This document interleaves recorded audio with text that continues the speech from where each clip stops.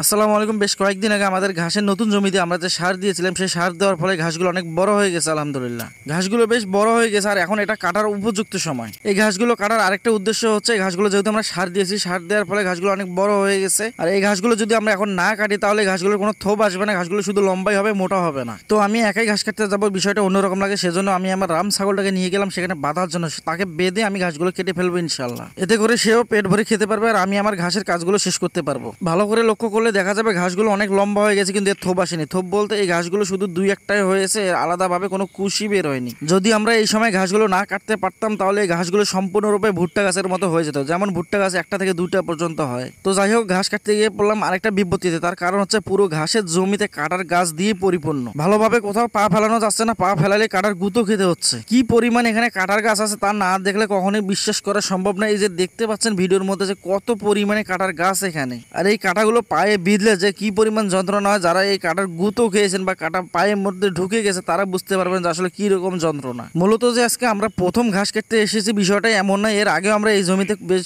কয়েকদিন ঘাস কেটেছিলাম। যখনই আমরা ঘাস কাটতে এসেছিলাম তখনই আমরা এই কাটাগুলো পরিষ্কার করেছি। এই কাটার গাছগুলো আমরা তুলে এক জায়গায় জড়ো করে রেখে দিয়েছি, সেগুলো রোদে শুকিয়ে গেছে। কিন্তু নতুন করে এত কাটার গাছ থেকে আসলে এটাই বুঝতে পারতেছি না। মানে হুদাই এত পরিমাণ কাটার গাছ এখানে যে কাটার গাছের জন্য ঘাস কাটাই অসম্ভব হয়ে যাচ্ছে প্রায়। আর এই কাটার গাছগুলো আমাদের গ্রামে দেখতাম যে আমরা এই কাটার গাছগুলো পানিতে সিদ্ধ করে গরুকে খাওয়ানো যায়, কিন্তু আমরা এই কাটার গাছগুলো গ্রামে অহরহ পাওয়া যায় বা দেখা যায়। কিন্তু আমরা আগে দেখেছিলাম যে কাটাগুলো অনেকে কেটে সেগুলো গরম পানিতে সিদ্ধ করে গরুকে খাওয়াতো, কিন্তু আগে এরকমটা করা হলো। এখনকার মানুষ আর সেগুলো করে না। তার কারণ হচ্ছে কাটা গাছগুলো যতই আপনি সিদ্ধ করেন না কেন, এর কাটা কিন্তু গরুর গলায় বিঁধতেও পারে। তো যাই হোক, আজকের মতো আমাদের ঘাসগুলো কেটে ফেলা শেষ। যেহেতু আমাদের গরুর সংখ্যা কম, তাই অত বেশি ঘাস কাটা যাবে না আর এগুলো নষ্ট করা যাবে না। আর তাই যতদিন আমাদের এই জমিতে ঘাস কাটা শেষ হয়নি, আমরা ততদিন এখান থেকে কিছু কিছু করে ঘাস কেটে নিয়ে যাব। না হলে এই ঘাসগুলো অনেকটা এরকমই থাকবে, কিন্তু ঘাস আমাদের কাটতেই হবে। গত শুক্রবার আমাদের এখানে এক স্থানীয় হাটে আমরা গিয়েছিলাম আমাদের গরু কেনার জন্য, যে আমরা আরো দুই একটা গরু কিনে সেটা লালন পালন করব। কিন্তু সেখানে যাওয়ার পর দেখলাম যে গরুর দাম এত বেশি,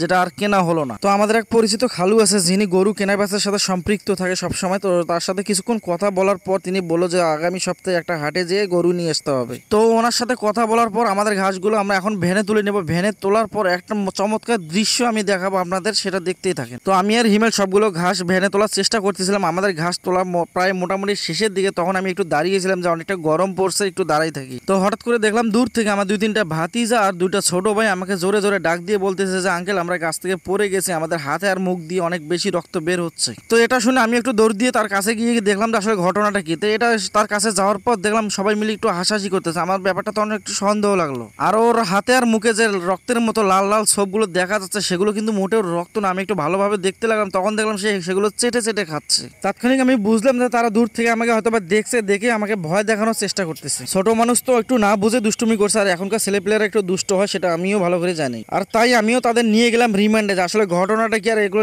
কি, সেগুলো তাদের কাছ থেকে শোনার জন্য। পরে যখন তারা এই ফলটির কথা বললো, তখন বুঝলাম যে এই ফলটি আমিও চিনি। এটাই হচ্ছে টুথ ফল, যেটা আমরা গ্রামের ভাষায় এই ফলটির নাম টুথ ফল বলি। অন্যান্য জায়গায় অন্যান্য নাম থাকতে পারে।